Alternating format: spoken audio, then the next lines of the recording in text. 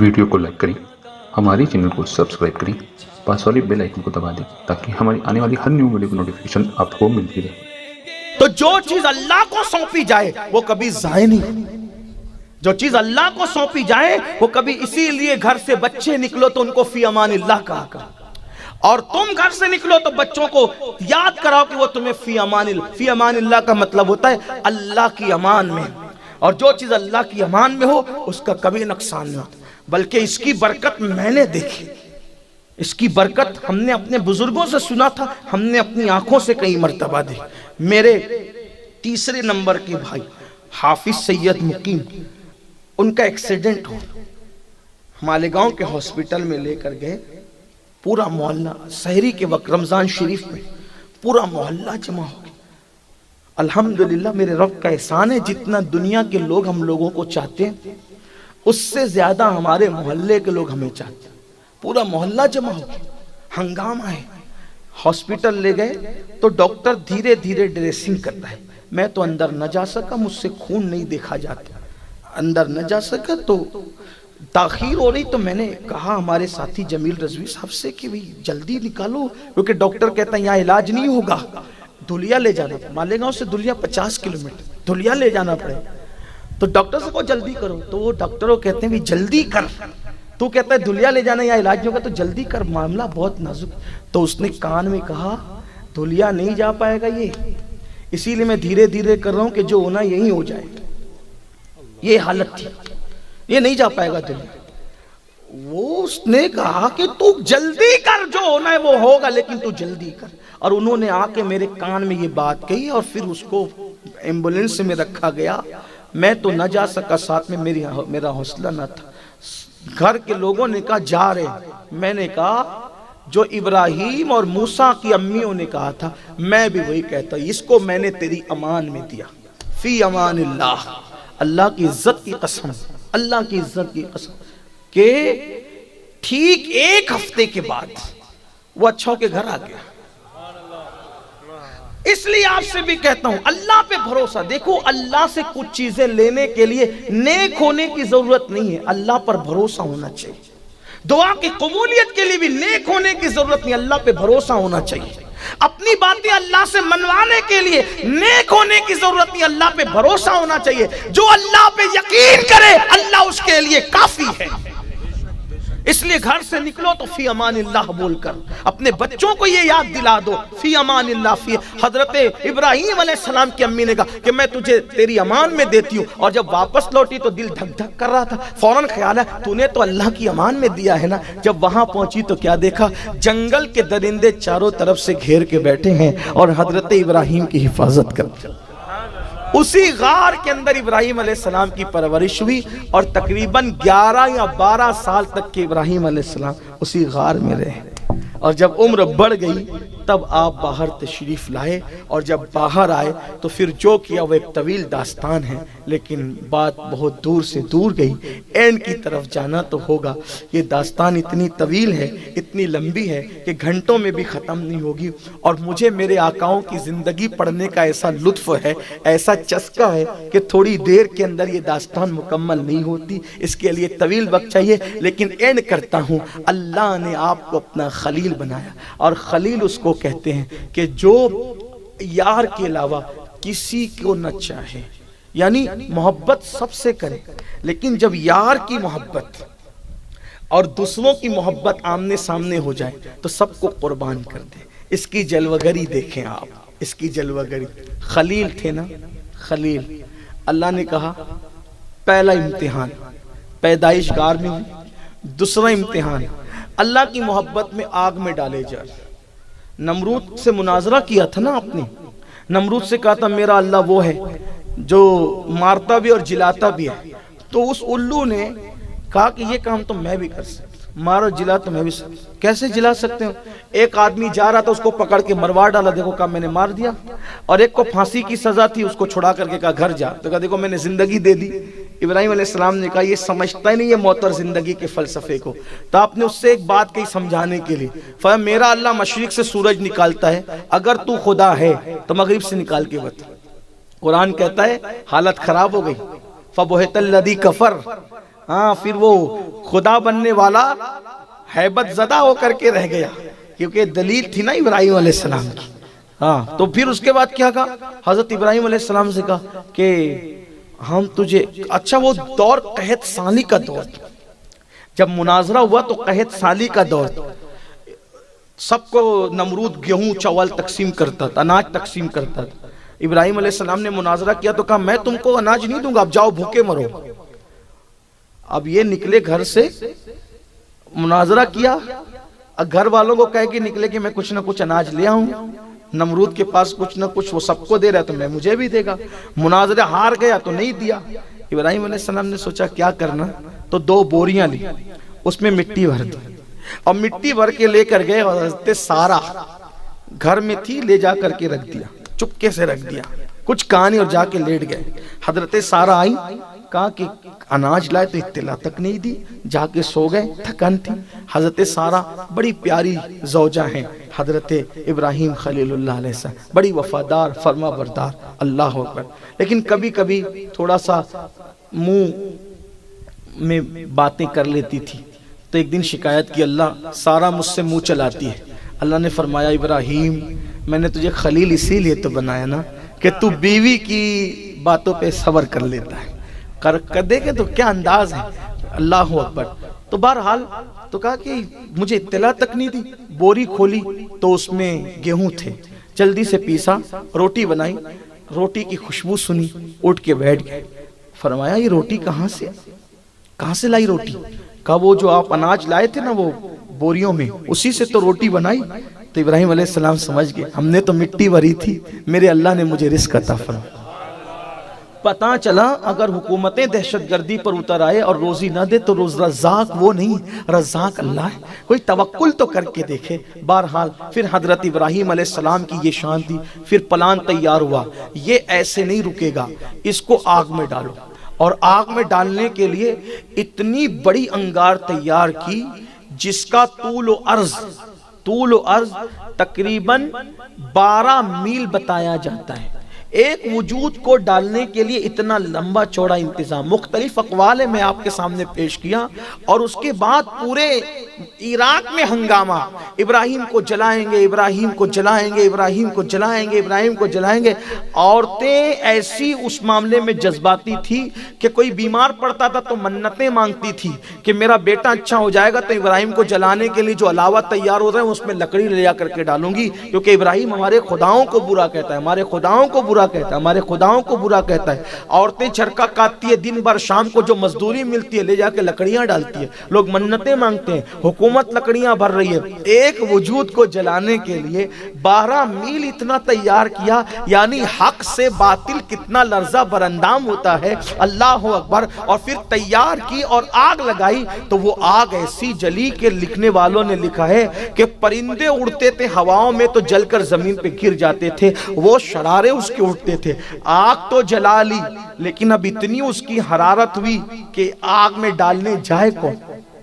یہ ایک بڑا مسئلہ پیدا ہو گیا، کیونکہ جو ڈالنے جائے گا اتنی آسانی سے تو جب کوئی جا نہیں سکتا قریب میں، اتنی انگار ہے کہ پرندے اڑتے ہوئے جل کے زمین پہ گر رہے ہیں، تو کیا کریں؟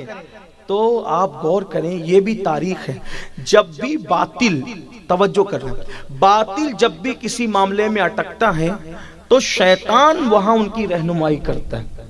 شیطان انسان کی بڈھے کی شکل میں آیا، بڈھے انسان کی شکل میں شیطان آیا اور ان کے ساتھ بیٹھا، نمرود اور ان کے رفقا کے ساتھ۔ کیوں پریشان ہو بھائی؟ تو کہا کہ ابراہیم کے لیے آگ تو جلا لی لیکن ڈالیں گے کیسے اس میں؟ اس نے کہا آسان ہے، میں تمہیں ایک مشین بنانا سکھاتا ہوں، ایسی مشین بناؤ۔ یہ تاریخ ہے جنرل نالج والوں کے لیے کہ منجنیق، جس کو گوفن کہتے ہیں، یہ منجنیق بنانا انسان کو شیطان نے سکھایا، یعنی کچھ باتیں بھی شیطان سکھاتا ہے۔ تو منجنیق بنانا سکھائی۔ منجنیق سمجھتے ہیں نا، اگر آپ سرچ کریں گے تو آپ کو پتا چلے گا وہ 2 پہیے اس کے ہوتے تھے اور ایک ایسا لمبا سا لمبوترا جو ہے لوہے کا ہوتا تھا اور اس کے اندر جو وہ ایک ربری رسہ ہوتا تھا، اس کو ایسے کھینچتے اور کھینچ کر کے جب اس کو چھوڑتے تھے تو اس کے منہ پہ جو پتھر رکھا رہتا تھا وہ پتھر کو زور سے جا کر کے وہ لگتا تھا اور وہ پتھر کو لے جا کر کے اتنی دور پھینکتا تھا کہ بڑے بڑے قلعوں کی دیواریں اس سے ٹوٹ جاتی تھی۔ اکثر اس منجنیق کو لوگ جنگ کے موقع پہ استعمال کرتے تھے، لیکن پہلی بار وہ کب استعمال ہوا؟ پتھر رکھنے کے لیے نہیں، اس کے سرے پہ ابراہیم علیہ السلام کو رکھنے کے لیے اور رسہ۔ اب انہوں نے منجنیق بنائی شیطان کے بتانے پہ، اب شیطان نے منجنیق بنانا سکھایا تو ان کو پریکٹس بھی کروا رہا تھا کہ ایسے رسہ کھینچو، رسہ کھینچا پھر چھوڑا، رسہ کھینچا تو برابر جا کر کے لگتا تھا۔ لیکن جس دن وہ ابراہیم علیہ السلام کو قید خانے سے نکال کے لائے اور پتھر کی جگہ ابراہیم علیہ السلام کو کپڑے اتار کر، آپ کا کرتا اتار کے آپ کو بٹھایا، بٹھانے کے بعد فرشتے چیخ پڑے، ایک ہی تو تیرا بندہ ہے جو تیرا نام لیتا ہے، تیری عبادت کرتا ہے، وہ بھی آگ میں جا کے جلے گا۔ حالانکہ ابراہیم علیہ السلام روتے تھے، اللہ پوری روئے زمین پہ کوئی نماز نہیں پڑھتا، میں اکیلا نماز پڑھتا ہوں، تیری عبادت سب کیوں نہیں کرتے؟ تو اللہ ابراہیم علیہ السلام کی تسلی کے لیے آسمان کے فرشتے زمین پہ اتارتا تھا کہ جاؤ میرے ابراہیم کے ساتھ نماز پڑھ لیا کرو، تاکہ اس کو خوشی ہو کہ میرے علاوہ اور بھی لوگ نمازی ہیں، نماز پڑھتے ہیں۔ اب آپ سے پوچھتا ہوں، ابراہیم علیہ السلام کا دل دکھتا تھا کہ میرے علاوہ کوئی نماز نہیں پڑھتا، تو آج اگر ملت ابراہیمی کا دعویٰ کرنے والے اگر نماز نہیں پڑھتے تو کیا حضرت ابراہیم کا دل آج نہیں دکھتا ہوگا کہ میری ملت کا دم بھرنے والے، میری اولاد بننے والے، میری اولاد کہلانے والے جو ہے وہ نماز نہیں پڑھتے؟ اللہ اکبر۔ تو ابراہیم علیہ السلام کا کرتا اتارا اور رکھا۔ اب یہاں توجہ سے سننا، میں کہاں سے پڑھ رہا ہوں اب یہ چیز، کیونکہ میں بہت ساری کتابوں کا اتنے مجموعہ نچوڑ کے پیش کر رہا ہوں، یہ ساری داستان ایک کتاب میں نہیں ملے گی۔ اب میں روح البیان پر آ گیا ہوں۔ جب وہ رسی کھینچی جانے لگی، کبھی ابراہیم علیہ السلام کو بٹھا کر رسی کھینچی جانے لگی تو اس وقت فرشتے چیخ پڑے، اللہ یہ اکیلا تیرا نام لے بھائی یہ جل جائے گا۔ اللہ نے کہا کیا چاہتے ہو؟ کہا ہم اس کی مدد کرنا چاہتے ہیں۔ کہا جاؤ پھر مدد کرو، اگر وہ مدد لے تو مدد کرو۔ تو جبریل علیہ السلام آئے، پوچھا آپ کو کوئی حاجت ہے؟ کہا تم سے کوئی حاجت نہیں۔ دیکھو اللہ پر یقین، اللہ پر یقین، تم سے کوئی حاجت نہیں۔ تو جبریل علیہ السلام نے کہا مجھ سے نہیں ہے، اللہ سے ہے نا، تو اللہ ہی سے کہو، میں وہاں جاتا ہوں جہاں کوئی نہیں جا سکتا، تو میں آپ کی حاجت پیش کروں گا۔ کیا جواب دیا؟ اسی کو عشق کہتے ہیں، اسی کو یقین کہتے ہیں، اسی کو توکل کہتے ہیں، اور قدرت یہی دیکھتی ہے، اور اللہ کی مدد ہمیشہ وہاں آتی ہے جب ساری امداد ختم ہو جاتی ہے۔ جب ابراہیم خلیل اللہ کو جبریل علیہ السلام نے کہا مجھ سے نہ کہتے تو اللہ سے کہیں، وہی مدد کرے گا، وہاں جاتا ہوں جہاں کوئی نہیں جاتا۔ تو کیا کہا پتہ ہے؟ کہنے کی حاجت نہیں ہے، جو مدد کرنے والا ہے اس پر سب آیا ہے، وہ دیکھ رہا ہے، وہ دیکھ رہا ہے۔ فرشتے آئے، اب انہوں نے کچھ نہیں کہا جبریل کو تو منع کر دیا، ہمیں منع کریں گے، تو انہوں نے کیا کیا؟ نمرود کے لوگ آدمی ادھر رسہ کھینچ رہے ہیں، ادھر فرشتے ادھر سے کھینچ رہے ہیں، تو کل تک کے رسہ آسانی سے کھینچتا تھا، جاتا تھا، آتا تھا، آتا تھا، جاتا تھا، لیکن آج ابراہیم علیہ السلام کو بٹھا کے رسہ کھینچا، رسہ کھینچاتا ہی نہیں۔ رسہ کیا کر ایک ابراہیم کو بٹھا کے کیا ہو گیا کہ رسہ کھینچاتا ہی نہیں؟ اتنے میں پھر شیطان آیا، اور شیطان نے آ کر کے کہا رسہ ایسے نہیں کھینچائے گا، کچھ عورتوں کو بلاؤ۔ یہ روح البیان سے ماں بہنوں کی خاص توجہ، کچھ عورتوں کو بلاؤ۔ عورتوں کو بلایا، ان سے کہو اپنے دوپٹے اتار دو۔ جیسے انہوں نے اپنے دوپٹے اتارے، فوراً رسہ کھینچ گیا، فوراً رسہ کھینچ گیا، ان کا کام ہو گیا۔ علامہ اسماعیل حقی رحمت اللہ علیہ اس پہ تفسیرہ کرتے ہوئے فرماتے ہیں، ہمارے بزرگوں نے تفسیرہ کیا، عورتیں آئی اور دوپٹہ انہوں نے سر سے ہٹایا تو رسہ کیوں کھنچ گیا؟ پہلے کیوں نہیں کھنچ رہا تھا؟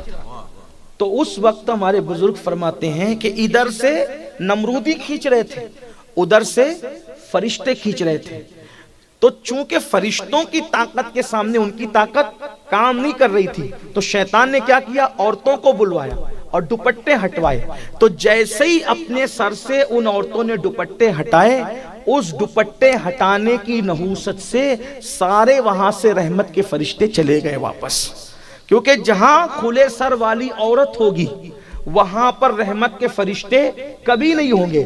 اور اس پر اشارت النص کے اعتبار سے اگر یہ واقعہ لکھنے میں اسماعیل حقی صحیح ہیں، توجہ کرنا، کیونکہ بھئی قلم کسی کا بھی پھسل سکتا ہے. آج کل تو حالات لوگ ایسے ہی نا کہ لوگ تبصرے کرتے ہیں یہ روایت ضعیف ہے اور ایسی ہے ویسی، اس لیے میں کہہ رہا ہوں، ورنہ اسماعیل حقی میرے لیے دلیل ہے. ہم اپنے بزرگوں کو دلیل مانتے ہیں، لیکن اعتراض کرنے والوں کے لیے کہہ رہا ہوں اگر اسماعیل حقی اس واقعے کو لکھنے میں سچے ہیں، حق و ثواب پر ہیں، تو توجہ کریں، ابراہیم جیسا پیغمبر موجود ہے اور اگر عورت سر سے دوپٹہ ہٹا لیں تو وہاں بھی رحمت کے فرشتے ٹک نہیں رہے ہیں، بلکہ وہاں سے غیرت کی وجہ سے چلے جا رہے ہیں. نبی تو وہاں اللہ اکبر دشمن کے نرغے میں امتحان دے رہا ہے، نبی کا رہنا وہاں تو امتحان کی تکمیل کے لیے ہے، لیکن فرشتے وہاں رکے نہیں، چلے گئے. اب آپ سے پوچھنا چاہتا ہوں، آپ کہتے ہیں ہمارے گھر میں برکت نہیں، ہماری بیٹی کو رشتے نہیں، ہمارے گھر میں مصیبتیں، ہمارے گھر میں بیماریاں.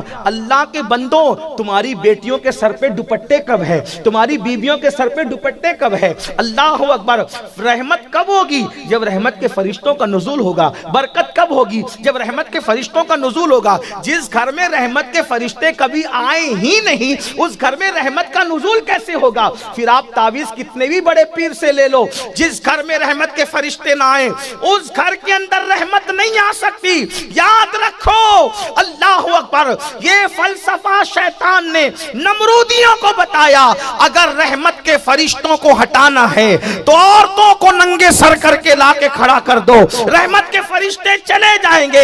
اسی لیے یہود اور اسلام دشمن طاقتوں نے ایسا کیا کہ ہماری بیٹیوں کو آدھی آستین کے کپڑے پہنا دیے، ان کے سروں سے دوپٹے ہٹوا دیے. اللہ اکبر. عورتوں کو ننگا کیا جا رہا ہے، عورتوں کو عوریاں کیا جا رہا ہے، عورتوں کو بے پردہ کیا جا رہا ہے، تاکہ رحمت کے فرشتوں سے تم محروم ہو جاؤ اور تم در در کے بھکاری بنو. اگر رحمتیں چاہتے ہو تو اپنے گھر کی خواتین سے کہو کہ وہ اپنے گھر میں رہیں، تب بھی کم سے کم سر کو ڈھانک کر کے رکھیں. بلکہ اس سے بڑی ایک بات علامہ اسماعیل حقی نے لکھی ہے کہ جب اللہ کے رسول علیہ السلام پہلی وحی کے بعد گھر میں آئے، توجہ کریں، یہ سورۃ الانبیاء کے باب میں انہوں نے لکھی ہے اسماعیل حقی علیہ السلام. جب حضور گھر میں تشریف لائے تو حضرت خدیجہ سے کہا، اماں خدیجہ پاک سے، زملونی مجھے چادر اڑاؤ. تو کہا کیا ہوا؟ فرمایا میں ایک فرشتہ دیکھ رہا ہوں. فرشتہ؟ ہاں. اس نے کیا کہا؟ اقرا بسم ربک الذی، پوری داستان بتائی. تو کہا رکیے، ابھی وہ فرشتہ دکھتا ہے آپ کو؟ ہاں دکھ رہا ہے. ادھر آئے. ابھی دکھتا ہے؟ ہاں دکھتا ہے. اما جان خدیجہ نے سر سے دوپٹہ ہٹایا. یہ علامہ اسماعیل حقی نے لکھا، میں اس کو نقل کر رہا ہوں عبرت کے لیے. اپنے سر سے دوپٹہ ہٹایا. پھر پوچھا، اے میرے سلطان وہ فرشتہ دکھ رہا ہے ابھی؟ کہا نہیں خدیجہ اب وہ نہیں دکھتا. پھر سر پہ دوپٹہ ڈالا، اب دکھتا ہے؟ ہاں دکھتا ہے. دوپٹہ ہٹایا، اب دکھتا ہے؟ نہیں دکھتا. فرمایا، عرض کیا واللہ یہ وہی فرشتہ ہے جو موسیٰ پر آیا تھا، جو عیسیٰ پر آیا تھا، جو نبیوں پر آیا تھا. یہ شیطان نہیں، یہ فرشتہ ہے. اگر یہ شیطان ہوتا اور دھوکہ دیتا تو دوپٹہ ہٹانے پر بھی وہ کھڑا موجود رہتا. وہ شیطان نہیں ہے بلکہ رحمت کا فرشتہ ہے. اس لیے ہم نے دوپٹہ ہٹایا تو وہ حیا کی وجہ سے چل دیا.